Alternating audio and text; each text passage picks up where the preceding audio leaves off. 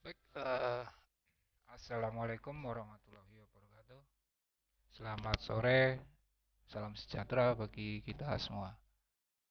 Semoga kita selalu diberi kesehatan sehingga bisa beraktivitas di hari ini dan hari-hari yang akan datang. Saudara-saudara kalian, di pertemuan pertama atau pertemuan yang kemarin banyak membahas tentang rekayasa perangkat lunak, kemudian perangkat lunak berdasarkan fungsinya, kemudian juga peranan perangkat lunak serta konsep peranan perangkat lunak.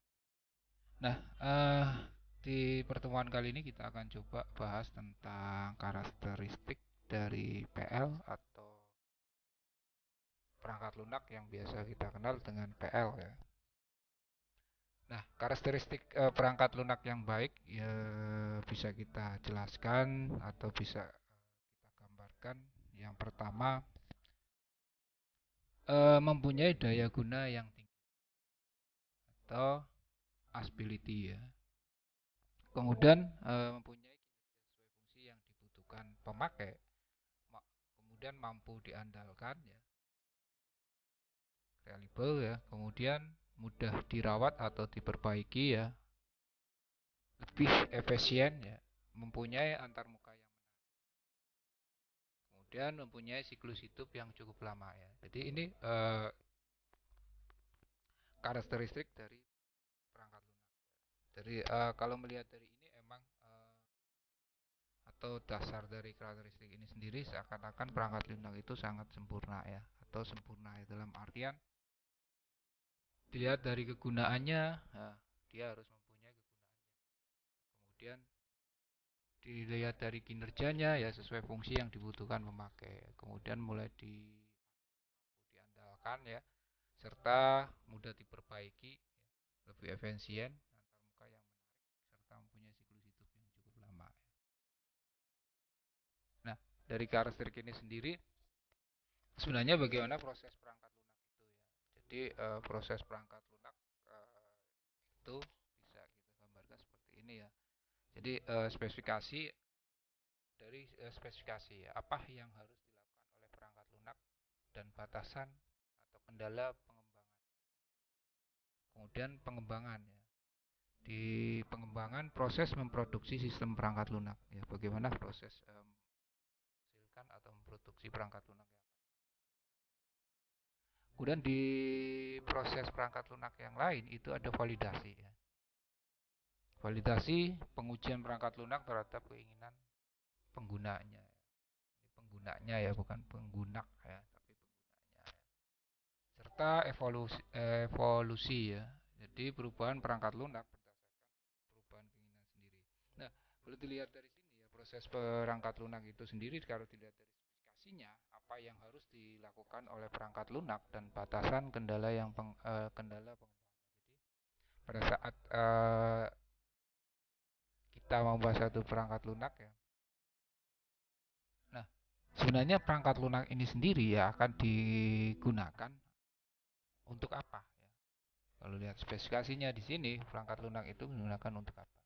Dan batasannya ya, batasan atau kendala pengembangannya apa? Nah, setelah kita buat spesifikasinya secara langsung kita akan menemukan ya, sebenarnya batasannya sampai mana dan ketika dikembangkan kendalanya apa ya. Kemudian pengembangannya ya, pada saat pengembangan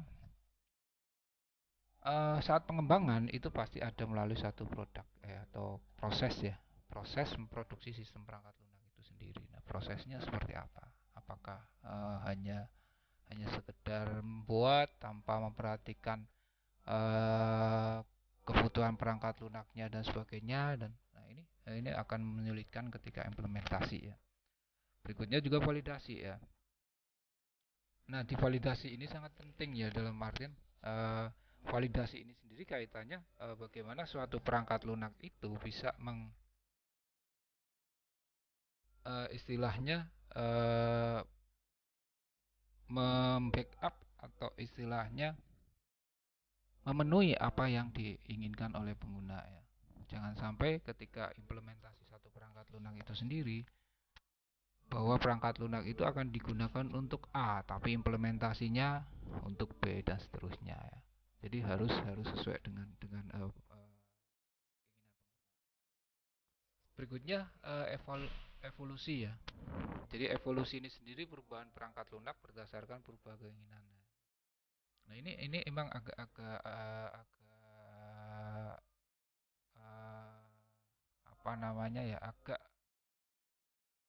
perlu pemikiran ketika satu perangkat lunak sudah jatuh masanya, tapi kemudian ada keinginan pengguna lain ya. Jadi perangkat lunak itu seharusnya bisa kita. Contoh kasus gini ya, game itu kan merupakan salah satu perangkat lunak kan. Makanya ada game online ketika penggunanya ya, ada masukan pengguna, ditemukan satu bug ya, satu bug di salah satu poin di game itu sendiri ya, sehingga secara otomatis dia akan memperbaiki atau mengupdate. Kalau biasa kita kenal adalah mengupdate ya, mengupdate dari game itu sendiri supaya bisa berjalan sesuai dengan apa yang diinginkan oleh pengguna. Nah ini konsep evolusi ya. Evolusi ini sendiri berkaitan dengan perangkat lunak yang bisa kita update ya, pembaruan ya. Kalau banyak kasus tuh yang sekarang ini banyak digunakan oleh anak-anak muda ya, baik anak kecil maupun anak muda ya, itu adalah game online Free Fire ya. Kemudian juga ada game online yang kita kenal dengan satunya itu apa namanya, Mobile Legend ya, Mobile Legend dan Free Fire. Dia satu perangkat lunak permainan ya, games, tapi dia bisa aktif melakukan aktivitas update ya. Ya perubahan perangkat lunak berdasarkan perubahan keinginan.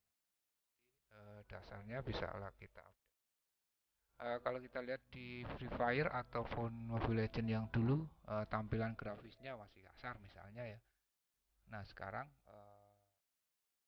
tampilan grafiknya seperti apa? Diperhalus, hero-nya juga berubah dan seterusnya ya. Karena sedikit-sedikit saya juga mengikuti untuk perkembangan Mobile Legends sendiri ya. Kemudian mitos ya, mitos software ya.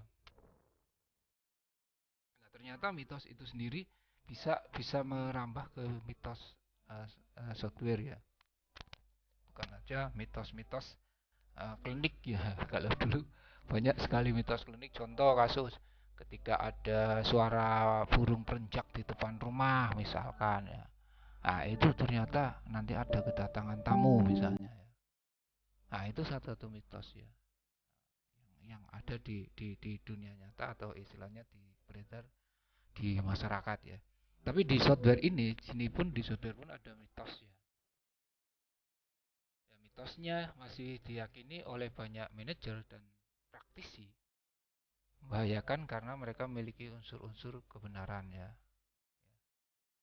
Kemudian setiap praktisi dan manajer harus memahami realitas bisnis perangkat lunak. Mitosnya seperti itu.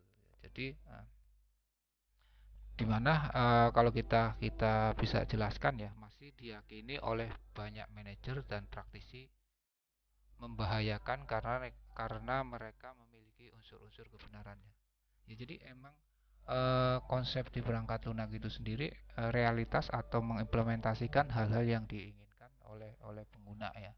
Jadi kebenarannya pasti pasti sesuai dengan apa yang diinginkan pengguna. Nah, dasar dari pembuatan perangkat lunak itu sendiri atau programmer bekerja itu dari dasar apa yang diinginkan pengguna.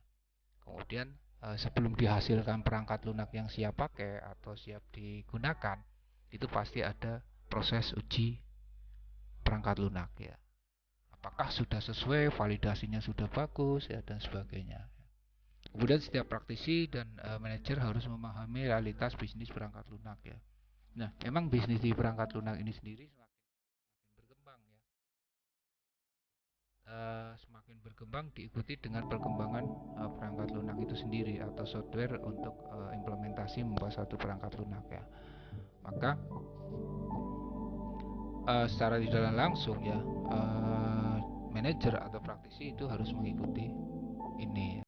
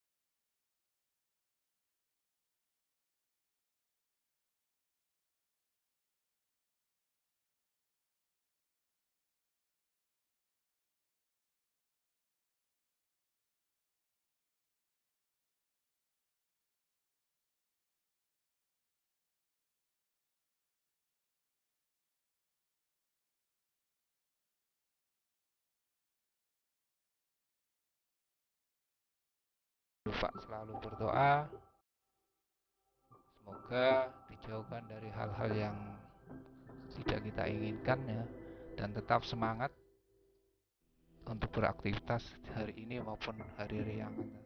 Saya kira itu, saya akhiri. Assalamualaikum warahmatullahi wabarakatuh.